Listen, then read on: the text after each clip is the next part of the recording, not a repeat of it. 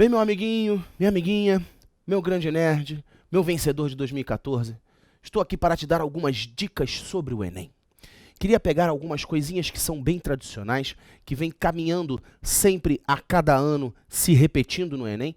Eu separei algumas questões do ano, alguns raciocínios que nós usamos no ano passado para ilustrar algumas questões bem tradicionais. Eu até escrevi aqui, dá uma olhadinha na telinha mágica aqui para você ver. Eu escrevi sobre 3 tópicos: hidrostática, ondas e eletricidade, em função de algumas perguntas tradicionais, né? No ano passado, em ondas, por exemplo, nós tivemos equação fundamental e a menção a um fenômeno conhecido como interferência. Nós tivemos também em hidrostática, Estevam e Pascal. Nós vamos mencionar um pouquinho de cada um, pode ficar tranquilo. Em eletricidade, nós tivemos segunda lei de Ohm, amperímetro, voltímetro e ainda tivemos uma teóricazinha falando sobre corrente elétrica e campo elétrico. O que eu quero hoje fazer com vocês nessas dicas? Falar um pouquinho sobre cada uma dessas coisas e falar o que nós temos além dessas coisas, né, na parte da matéria também. Porque nós podemos ter, de repente, esse ano, uma outra questãozinha de hidrostática, mas que não seja com a mesma matéria do ano anterior. Nós podemos ter uma outra questãozinha de ondas, falando de fenômenos, que não seja diretamente sobre interferência. A mesma coisa com eletricidade. Então nós vamos falar sobre, em cima, né, dessas 3 partezinhas que são partezinhas sempre cobradas no Enem. Então dá uma olhadinha aqui que nós vamos começar falando um pouquinho sobre hidrostática. Quando a gente fala sobre esse Estevam, o Estevam, ele mede a pressão em qualquer ponto de um fluido, né? O Estevam, ele é a pressão igual à pressão atmosférica mais μgh. No ano passado, foi a questão da garrafa furada, né? Era uma garrafa com 3 furos, em que ele fazia menção a essa pressão atmosférica, né? Observa que esse H, ele é uma chamada profundidade. Nós temos um recipiente cheio de fluido, né? Isso é um recipiente, isso aqui é o chão, ó. Tá bom? Isso não é o fluido, não, isso é o chão. Nós temos um recipiente cheio de fluido, ó. E esse H é essa profundidade em relação à superfície livre, olha. Isso que é o H, é a profundidade da pressão hidrostática. Atenção a isso, isso aqui é chamado de pressão hidrostática. Pressão hidro, pressão da coluna de fluido. Esse Pascal, ele já é, o princípio de Pascal é a chamada prensa hidráulica. No ano passado caiu uma questão sobre prensa.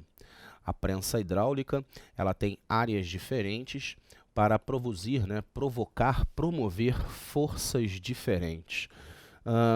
Repara que na questão do ano passado, eu lembro bem, ele falava, tinha que ter uma boa interpretação, né? Mas a prensa hidráulica, a teoria dela é trabalhar com uma área pequena de um lado e uma área grande do outro lado. A questão do ano passado tinha que ser feita uma boa interpretação para você perceber quem é que estava na área grande e quem é que estava na área pequena, né? No ano passado eu lembro até que a relação de área era uma área 5 vezes maior que a outra. Entenda que a área ela é proporcional à força.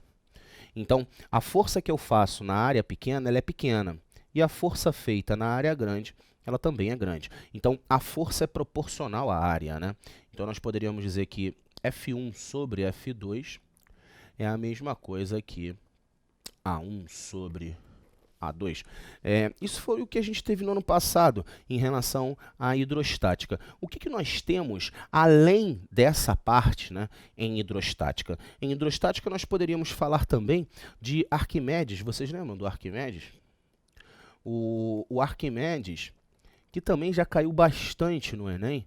O teorema do Arquimedes é o que trata da força de empuxo. Vocês lembram da força de empuxo? A força de empuxo é a força do fluido feita sobre o corpo devido a uma diferença de pressão. Como a gente sabe que a pressão depende da profundidade, quanto mais profundo, mais pressão. Então, lá no fundo tem mais pressão do que na superfície.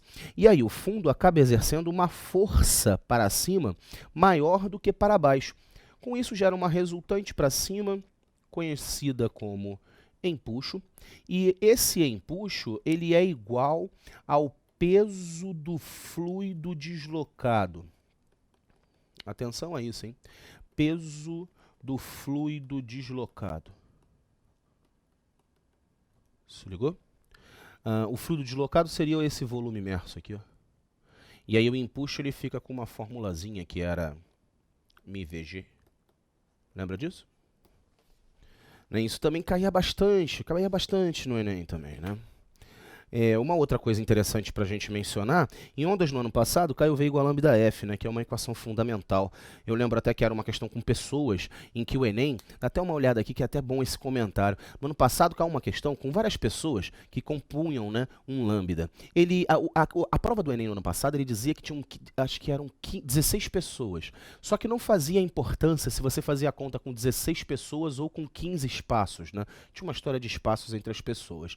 Então ele não se preocupou com o fato de você diminuir uma quantidade de espaço em relação ao número de pessoas. Mas naquela questão, se preocupou bastante em mudança de unidade. O Enem adora você ter atenção em mudança de unidade. Cuidado com essas unidades. Unidade de frequência em megahertz, para não esquecer de passar para hertz com esse radical mega. Muita atenção também quando você for olhar a velocidade em metro por segundo com frequência em hertz. Cuidado com velocidade em quilômetro por hora. E no ano passado ele usou uma questão de interferência. Eu queria comentar com vocês alguns outros fenômenos também bem tradicionais de serem comentados. Dá uma olhadinha aqui, ó. Nós poderíamos mencionar alguns outros fenômenos de forma bem rápida. Nós poderíamos falar, por exemplo, de reflexão, mas reflexão acho que todo mundo lembra, né? É quando a onda incide e retorna para o mesmo meio. Nós poderíamos falar de refração também. Refração é quando a onda muda de meio, ela passa de um meio para o outro. Aí, não sei se vocês recordam, mas é importante lembrar disso. Toda vez que a gente trabalha com a refração, ocorre mudança de meio, mas a frequência não muda, né? A frequência não muda. Então, velocidade e lambda são diretamente proporcionais. Olha só, velocidade e lambda são diretamente proporcionais. Outro fenômeno também interessante da gente comentar seria a nossa difração. A difração é o desvio, é o contorno que a onda pode fazer em um determinado obstáculo que se opõe, né, à passagem da onda. Né? Nós poderíamos dizer de forma bem grosseira, né, que difração é desvio, contorno. Agora, uma coisa interessante que você percebe experimentalmente, às vezes a gente nem se toca disso, mas é verdade, quando você está andando na rua e desvia de uma pessoa que vem na sua direção, você só conseguiu desviar essa pessoa, né, difratar essa pessoa, porque essa pessoa ela tem um tamanho parecido com o seu tamanho. Porque se você estiver andando e encontrar na sua frente uma represa de 300 metros de largura e 500 metros de altura, você não vai conseguir desviar essa represa, porque o tamanho dela é muito maior que o seu. Né? Ou se você estiver andando e quiser desviar das moléculas de ar, também fica muito difícil de você desviar de alguém que seja muito menor que você. Então, a difração é um fenômeno que ocorre por comparação de tamanho. A onda só vai conseguir difratar um obstáculo que tem um tamanho bem parecido com o comprimento de onda dela. Show de bola? No ano passado, a questão da cobrança no ano passado de fenômeno foi interferência para você saber que os comprimentos de onda tinham que ser bem parecidos. Logo, as frequências tinham que ser bem próximas. Então, tem sempre alguma característica importante que a gente pode ir lá naquele ponto, sacou? Dá uma olhadinha num outro fenômeno aqui interessante também, que é a polarização. A polarização, a grosso modo, pode ser chamada de filtro. As ondas... a grosso modo, né, a gente estaria filtrando, né? As ondas, elas fazem as moléculas vibrarem. Então, enquanto a onda está se propagando, as moléculas estão vibrando. O polarizador, ele tem a propriedade de acabar com a vibração numa determinada direção. E o interessante da polarização é que só existe polarização para onda transversal. Onda longitudinal não sofre polarização. Então, o som nunca sofrerá polarização. Show de bola?